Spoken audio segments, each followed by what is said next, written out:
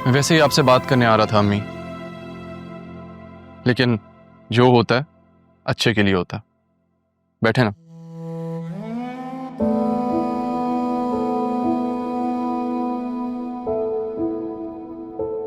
मुझे याद है आपने मुझसे एक बार कहा था, आपने मुझसे कहा था कि आप इस घर में एक जोड़े और एक बच्चे के साथ आई थी। बस यूं समझे अम्मी कि वो वक्त दोबारा आ गया। आपको कोई जरूरत नहीं इस घर से कुछ लेके जाने की। इसी तरह चलें, यूं ही, इसे एक जोड़े और अपने बेटे के साथ। लेकिन हम जाएंगे कहाँ अरमान? दुनिया बहुत बड़ी है अम्मी, वो तो मैं यहां से बाहर निकला तो मुझे पता चला, वरना मैं तो इस चार दीवारी को ही अपनी दुनिया समझ बैठा था। राह का निकाह है जुम्मे को।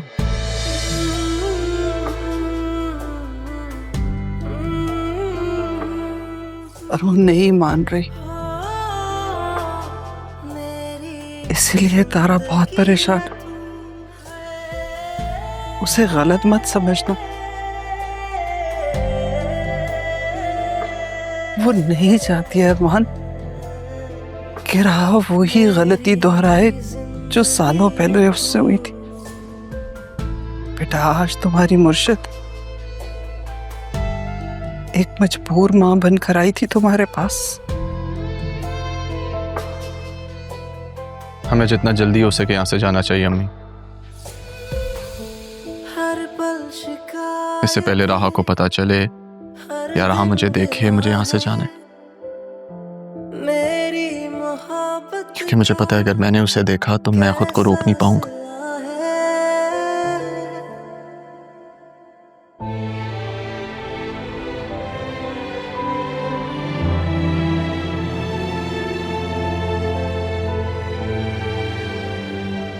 मैं तुम दोनों को इसी तकलीफ से तो बचाना चाहती थी, लेकिन तुम समझ नहीं सके।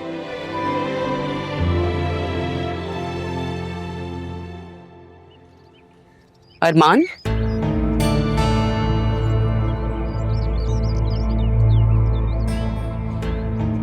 कोई काम था क्या? मुझे तुमसे क्या काम हो सकता है?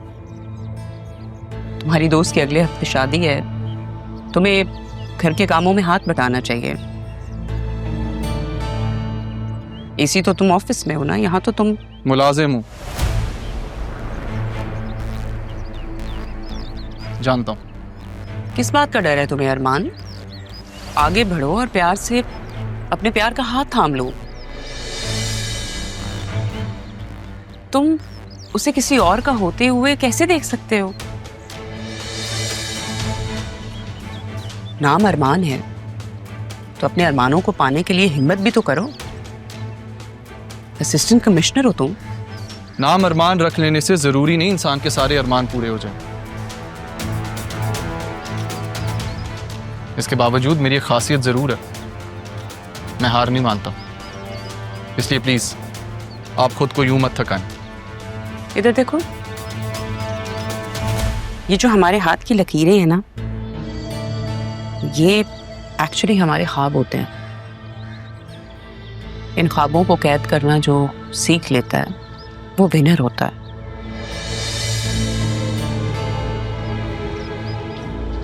तुम राह से शादी कर लो, अगले हफ्ते उसका निकाह होगा जरिए से।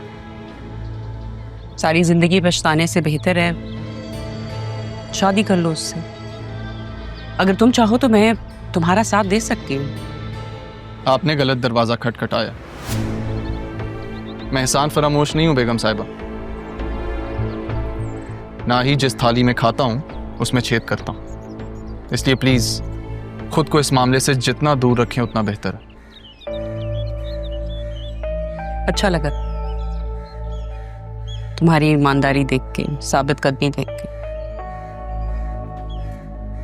मैं वैसे ही तुम्हें आजमा रही थी ये सब कह के। तुम्हारी इज्जत मेरी नजरों में और बढ़ गई, और रुतबा भी। Best of luck Arman. Hello, क्या मैं आपसे अभी मिल सकता हूँ? ओके।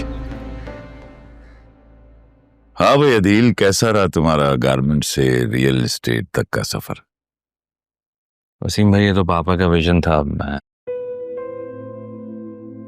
खैर अब तो जरियून ने भी ऑफिस की जिम्मेदारियां संभाल ली हैं काफी हद तक। भाई मुझे खुद हैरत हो रही है, कैसे दिल लग गया उसका पाकिस्तान में। तुम्हारे ऑफिस में ऐसे बैठा है जैसे वापस ही नहीं जाना। काबिल बच्चा है। उसने प्रूफ कर दिया। अदील, मैं एक बात सोच रहा था।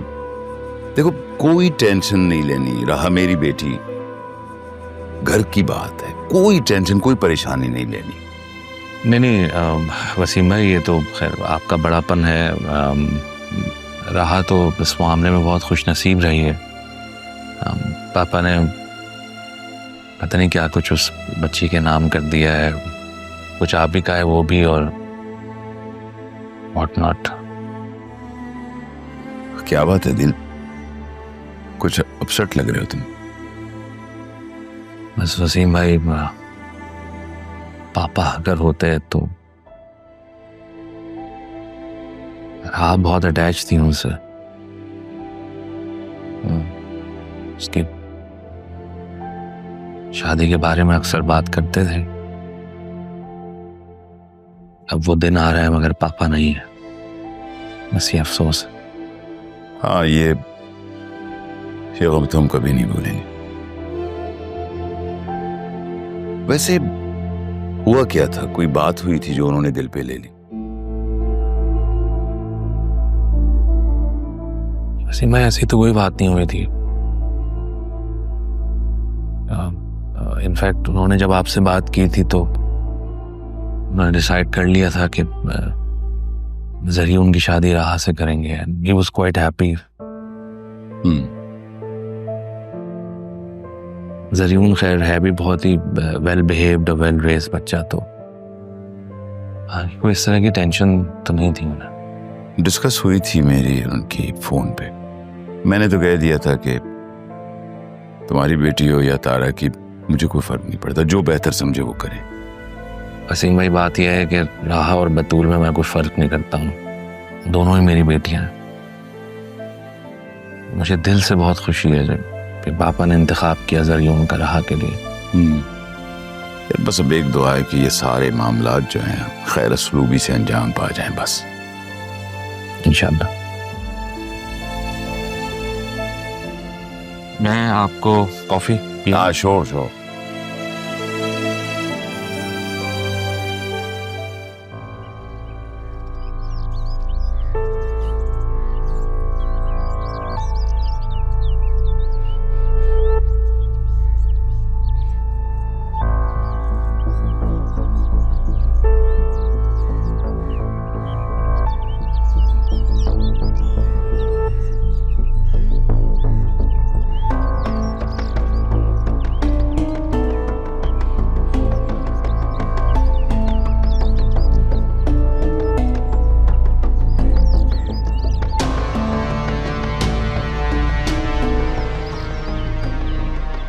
क्या हुआ अम्मी?